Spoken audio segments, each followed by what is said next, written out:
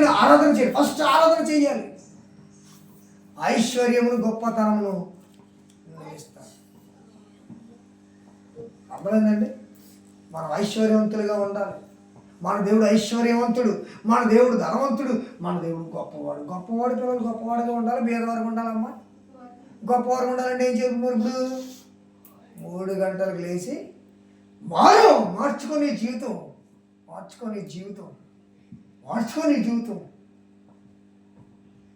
3 గంటలకు లేచి స్తుతించడం నేర్చుకో.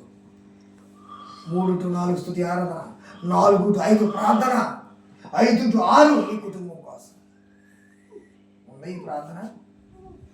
నెలలోకి మాత్రం బంగారు గొలుసులు వచ్చేయాలి, ఇంటి ముందు మాత్రం కారు వచ్చేయాలి, నీ ఇల్లు మాత్రం 4 అంతస్తులు అయిపోవాలి. కలల గంటలు అంతే, పిచ్చి కళలు. ఆ కళలు నేరలేసి దేవుడు స్తుతించడం మొదలెట్టు. ఈ స్తుతి ఆరాధన చెయ్యి. దావి